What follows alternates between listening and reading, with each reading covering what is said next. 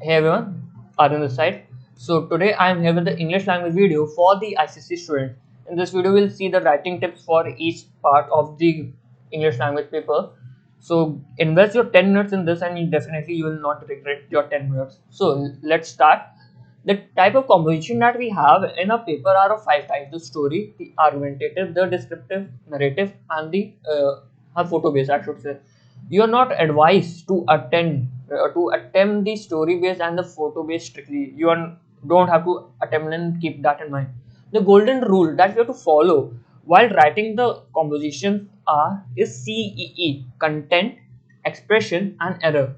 The content, expression, and error are the three things that uh, an examiner marks your essays on. What do I mean by error? By error, I mean the grammatical and the punctuational error that you make during the essays. You should avoid those. You should avoid that making any error. The next thing that we have is expression. What is actually expression? Expression is putting your thoughts into words. The way you put your thoughts into word is known as expression, and the content is that the point that you give to support your topic, in support of your topic. And you have to use very simple language. You don't have to use high sounding word and show your vocabulary. You are not there for that. If you use high sounding word and use a vocabulary, then your marks will be gone. You have to keep very simple English language, and the thing that you have to keep in mind is the error. The less the errors, the more you will fetch marks, because errors carry a higher weightage in the paper. Now, let's move to the argumentative essays that we have. In the argumentative essays, the first thing that you have to keep in mind is that in the first para only, the first para that you have to make your stand clear, that whether you are for the topic or whether you are against it. Clear? In each para, following the first para, you have to give approx 2 points supporting the supporting your topic. If you're for the topic, then 2 points supporting the topic. If you're against the topic, then 2 points against the topic. And like this, you should never deviate from your stand.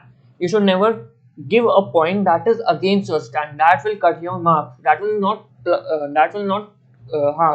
cut your marks definitely. And at last, there should be a conclusion paragraph, not an abrupt ending. That many times you do an abrupt ending, like, so we have due to these points, I would like to end my essay like this. You should not do this. You should have a proper conclusion paragraph for an argumentative essay. In argumentative essay, the weightage to the content part is more and the expression part is less. In the descriptive essay, the weightage to the expression is a bit more, to the content is a bit less. So you have to keep this in mind, that in argumentative essay, you should never deviate from the stand, and you should make your stand clear in the first para itself. These are the main gist that you can take. The next thing that we have is a descriptive. What is actually descriptive? Descriptive is about how you describe the scenery all around you. So like this, we have three essays that were asked in the previous year paper 2020, 2019, and the 2018.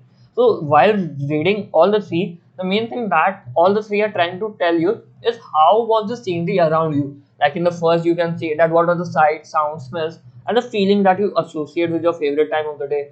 In the next, you can see that describe what you saw and the sound you heard. In the next, you can see the summers are become what do you see and hear as you walk outside. So they're basically asking is what kind of scenery was around you. So when you describe a place, place, you try to describe the main point, the smallest to smallest thing, so that when an examiner reads your essay, he or she is able to imagine the scenery as you are able to imagine. So in this type of essay, the expression part carries a higher weight. The expressions are very important. So how can you create a scenery? You can create a scenery using imagery, or auditory, visual, and olfactory. And what are these?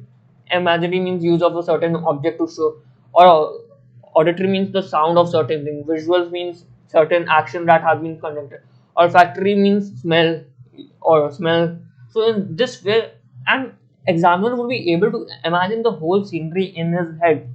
That what you should keep in mind while attempting this, and try to describe each smallest possible thing with in your essay. That would be more beneficial for you, or in descriptive. The next thing that we have are narrative. In narrative, what we have is, it is a kind of a descriptive only. You have to describe an incident rather than a scenery. But in this case, what happens is you have to describe your incident, means how you felt about the incident in this. So in this also expressions are very important, how you are able to express yourself, like in this what you felt, what you experienced, and it is slightly difficult for most people, so that's the only point. But you can also attempt narrative also, that's not a problem. Next thing is photo based. Like I said, you strictly don't have to attempt it, because I'm telling not to attempt it because in the photo based and the story, there are chances that you are thinking of it as a different way and the board thinks of it differently. Many of times have happened that the student has thought a photo and the story in a different context, and the board thinks in a different context. So never mess with it. Okay. So these are the points for the essays that we have to follow. The next thing is that we have, sorry, the next thing is for the letter, email and notice. The thing that follows in this are error, format and the content and expression are divided. So you have to keep in mind your format is correct. You will make the least errors include the both grammatical errors and the punctuation error, and content and expression is according to, if it is formal letter then the value of content is more, if it is expression letter then the value then the weightage of expressions are more. So in letters you can attempt both, that's not a problem. A formal letter is more preferred, but that's also not a problem. You can attempt both. In email and notice, the format and error should be the least. The format should be absolutely correct and the error should be least. By least I mean there should be no error, no grammatical or punctuation error. This is the only thing that you have to follow for the letter, email and notice. Next thing that we have is for the comprehension. For the comprehension part, you don't have to edit anything that you saw, you read a para and you made it into your own. That is not necessary. You can directly copy the whole paragraph and write the answers for the comprehension. The 50 words summary that you have to you mark the question paper with the points. You mark the question paper with the points, and then you have a point in front of you. Then you try to summarize those points under 50 words. That is the best way that you can go for the 50-word summary. In this, we have both the rough draft and the fair draft. And the thing is that for the rough draft, we have to make that we can make it with the pen and cut with the pencil. We can make it with the pen and cut it with the pen. We can make it with the pencil and cut with the pencil. The thing is that the rough draft should be there. Clear? It is not a rough work, because if you have not done it, it will the examiner will cut your mark.